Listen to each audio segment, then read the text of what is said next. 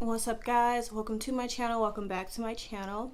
As you can see by this video, as you can see by the title of the video, you're probably thinking, okay girl, you wasn't trying to pay, or you was in there being wretched or something. Like, why your Uber driver is trying to lock you in their car?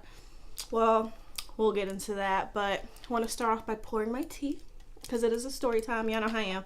It's either Green Machine or Arizona tea. Oh, but if you're new to the channel, you did not know that, so go ahead, like this video, comment on it, share your thoughts and opinions, and of course hit that subscribe button. So let me take a sip, because I literally just ran down the hall to grab this.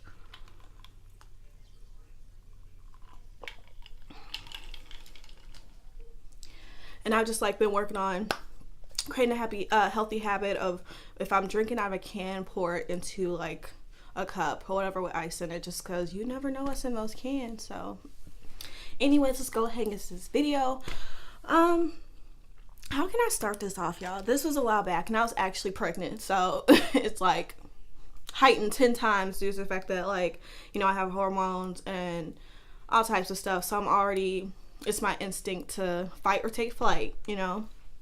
And a background to me actually, you know, requesting an Uber off the bat. Me and Marcus, we were actually enjoying an evening at his parents' house. They were just like, yeah, come over, we're having, you know, family over, you know, eating, blah, blah, blah. So that's what we were doing. And throughout that time, being pregnant, I think I was like 7-8 months at that point. Yeah, big. And so I was getting tired. Like, if you've ever been pregnant before, you already know how it is. Like, you know, usually you can go all night, things like that, but sometimes you just be ready to take a nap. And I was like, I'm not about to be the pregnant girl on the couch, sleep, passed out, whatever. So I was like, you know what, Marcus, I'm gonna go ahead and go home, you know, enjoy your people, you know, have fun, blah, blah, blah, you know, I can just see you later. He's like, yeah, babe, you know, you're gonna be safe. And this is right after we had gotten into a terrible accident. So we didn't have our Cruise at the time. We used to have a Chevy Cruise. That's another story how, you know, that happened, but it was very traumatic, and your girl wasn't gonna be doing any driving anytime soon. So I was like, yeah, like, you know, don't worry about dropping me off, I'm gonna just get an Uber, because literally his parents live like 10-15 minutes away. So it was common, like, we do it all the time, like, we don't feel like driving, or we were out drinking, something like that, you know. Safety first, people, safety first. So yeah, of course, like, his parents like, oh, you sure, you know, we could drive you, and why do you want to, you know, all that extra. So I was like, no, don't worry about it, y'all, like, enjoy your time, you know, how soon y'all get together, go ahead. So anyways, I requested then, and the reason why I'm mentioning this also is because, you know, one, why did you get an Uber? Two, you know, any extra details that can, you know, credit at value to your, you know, story. So anyways, she already, and it is a she had already selected that she was going to come and get me. And so literally she's supposed to be on her way, and I noticed that her car was not moving from the last location she was at. And so I'm like, oh my gosh, what's going on? Like, should I cancel this? I was already thinking that, and they were even looking out for me, like, yeah, we'll let her know when her Uber gets here so she can go sit down. So everyone was like, yeah, where they at? Like, why is it taking so long? Because she was like right around the corner. So keep that in mind. She was already taking too long with whoever she had previous to me. And eventually, by the time she gets there, I hop in, and I used to work for Lyft, so I already know how conversations go. You know, usually you're like, oh, I wish I just, like, didn't have to talk at all. You know, just take me where I need to go. We can skip all that, you know. But me being the Southern Belle that I am, I didn't want to be rude. So I was like, hey, you know, how you doing? It's been a good night driving, you know, yada, yada. And so she's like, oh yeah, it's a good night. What were you doing? Da da da. Like, and I was like, oh no, just leaving my boyfriend's parents' house. They had to get together. So I'm just ready to go home, you know, chit chatting it up, blah blah blah. And so I was like, yeah, you know, I'm tired. I don't know if you noticed, but very much so, like, pregnant and things like that. She goes, what? You're pregnant? Like, I didn't even know that. Like, wow. Da da da. You didn't look like it. And I'm just like, girl. Okay. But I wish I didn't even mention that, because this is where she is starting to orchestrate the conversation to lead into what it's going to lead into, hence the title. So continuing on, she was like, okay, and she had an accent, very thick accent. I'm pretty sure she's from somewhere in Africa.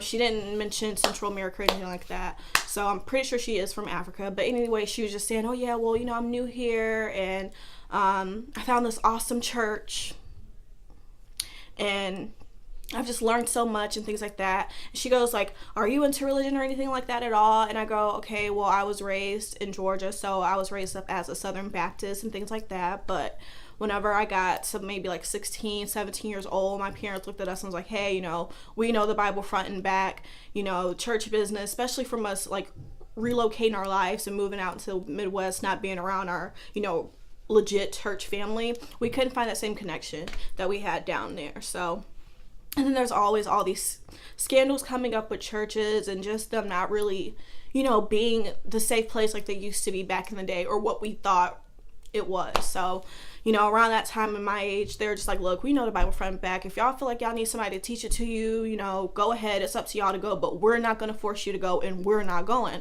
And so we're just like, oh, okay, dang. And so, I appreciate that they did that to me, because, in those years to come, I will be going to college and things like that, being around a ton of different people, especially at a state university, school, and just open-minded, learning about my classmates and their different beliefs, Catholic, Buddhism, all that, like just anything, like I was just open-minded to. And in my head, I kind of conjured it up together that, pretty much all religion just tells you not to be an a-hole throughout life. Just don't be an a-hole. It pretty much, it's just what it's telling you. And I even went to the New Testament class in college, and my professor was pretty much, he spent the whole semester trying to orchestrate, all the last books of the Bible, and saying like pretty much the only person that is going to be perfect would have been like Jesus Christ. So it's not saying, okay, be a horrible person, that's your excuse, but at the end of the day, we're all going to be sinners. It's just, that's what it is. We're in this world of sin, like this will happen. So I was just kind of like explain that to her. I was just like, yeah, I just learned that, with religion, you just can't be too hard on yourself, and you have to be open-minded. Like there's a lot of things in the Bible that we can't really use for today, like the slave and the master type of stuff, or, gay people, lesbian, bisexual people, they should be damned to hell and all that. Like, at the end of the day, God's gonna love everybody, period, because we are his creation, and it's not for us to judge somebody or say we don't like anyone, blah, blah, blah. So I'm over here like telling her this, just my open-mindedness, and she was like, oh, well, yeah, you seem really confident. Like, that's what she was saying. She's like, yeah, you seem really confident, and blah, blah, blah. And we're slowly but surely, like, getting closer and closer to my house. Like I said, 10, 15 minutes tops is how long it takes. And so within that time frame, it got worse and worse. So she was like, okay, well, this is what I've learned. And she was like, I just feel like God wants you. And like, well, no. Okay, listen, y'all. So she was just like, yeah, I just feel like, I feel like I was meant to, pick you up, and I was meant to speak with you, because I feel like God really wants you right now. And, you've expressed that, you are pregnant and you have a boyfriend, and, you guys aren't married, Well, no. And so really your baby is sent. I don't like this. No, I don't. Don't cry.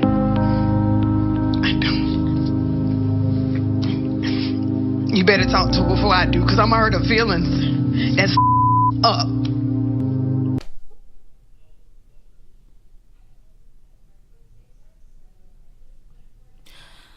I was like, excuse, couldn't talk, kept cutting me off. She goes, no, like seriously, like I'm going to this church, and even I was bad, and I was a sinner and things like that, but I confessed myself, and I spoke to him, and now I am just, it's a whole new life. It's a whole new world. And, I just really feel like me and you, we like met for, this reason and things like that. And I'm still just like, I couldn't like, what I'm saying? And I'm low-key mad, because like I'm pregnant. Like, you really just told me that my baby is of the devil. That's what she said. She said, your baby is sin, your baby is of the devil. And at this point, we're turning down my pathway or whatever, and almost getting to my house. And again, guys, like, since I'm a Lyft driver, I've done that before. Every time I get in a ride, I always will give them a tip. And I'm talking about $10, $15. Like, I just want to help the person, blah, blah, blah. And so I had already So we're posting a destination. I was already like doing that, you know, for her. And so we get up into the driveway, and I was like, okay, well, I was like, I understand what you're saying, but I was like, relevant, when I finally was able to like cut into the her speech, you know, I was like, you know, relating back to what I said. I was just like, I don't really feel like that's true. I feel like if anything, my baby is a blessing and more of a symbol for, you know, me and Marcus to go down the right path and like kind of clean up, since we did jump a step, you know. And I was like, we had already moved in together, like things like that. We had already did things out of whack, but at the end of the day, if we do accomplish each goal, then it's not a waste for me. I go, and if anything, our baby is more of a realization that, hey, like, you guys have this obvious bond, you guys want to be together, and you guys want to show that example to your kid, if that's the religion you're going with. First of all, like, you don't even know what like religion I want to choose. And she was like, oh, okay. And this is why whenever we're at the house and she locks the car door, so we're in the driveway at the house at this point, she locks the car door. And like I said, whenever we're pulling up, that's whenever, like, when they say, like, your ride is over, whatever, you can go ahead and tip them. And I was, like, already just gonna do it.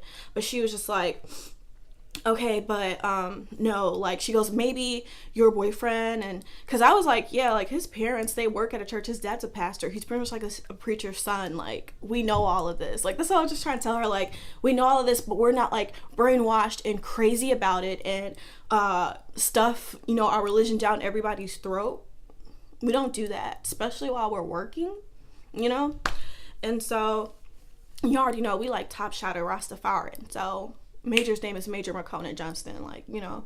So, anyways, with that being said, she's like, yeah, well, maybe he is, because she heard that he was a preacher's son. So she's like, oh, okay. She goes, but I think God really needs to talk to you then. Like, trying to say that maybe I am the one in the relationship that's not really accepting of, the Baptist belief and things like that. Like, she just like really felt like she was reading me and she knew me. And as soon as she said, oh, you seem confident, because it was like whenever she said that, that's where she was pretty much saying, like, I'm about to knock you on your ass and I'm about to serve you all this religious stuff down your throat, and you're gonna just feel so terrible that you're gonna run to a church because your baby is the devil and your baby is sin.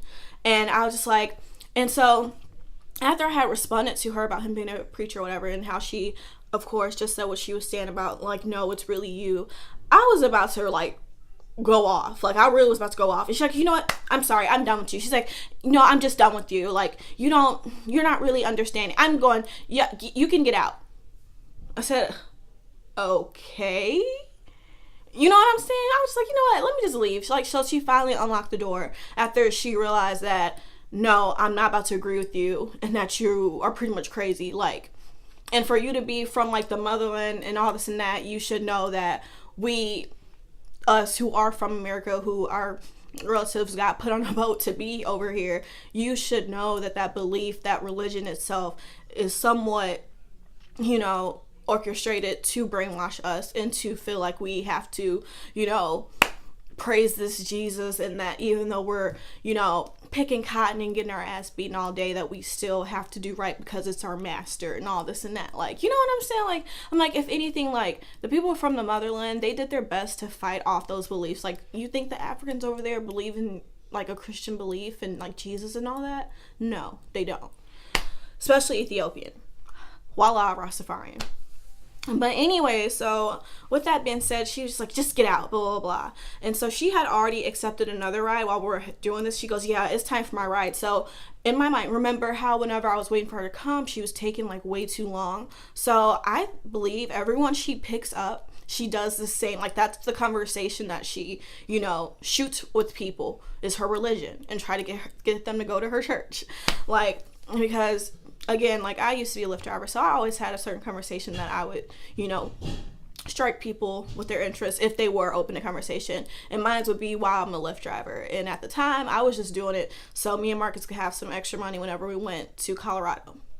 So that's always what I was talking about. Like, yeah, we would just want to go Colorado, blah, blah, blah, da, da, da. You know what I'm saying? But I guess her pitch, her story, her awkward filler is her religion and trying to bait people to go to her church. But with that being said, I got up out the car and I was just like, I called my boyfriend's parents and him to let them know that I got back. And I'm just like, y'all, I'm not really sure how I should feel about this. Like, this driver pretty much shoved her religion down my throat, told me that my child was sin and of the devil, and that I need to see God or I will not be going to heaven, like all of this extra stuff. And I was even trying to get out the car. She locked me in the car, and then whenever she felt that, you know, I was going to go against her or not agree with her, she told me to just get out the car and that she was done. And they were like, what the hell? They talking about my grandpappy? Oh no. And like, Marcus' mom was like, go ahead, call his big sister, call Danielle, let her know, she'll tell you what to do. And so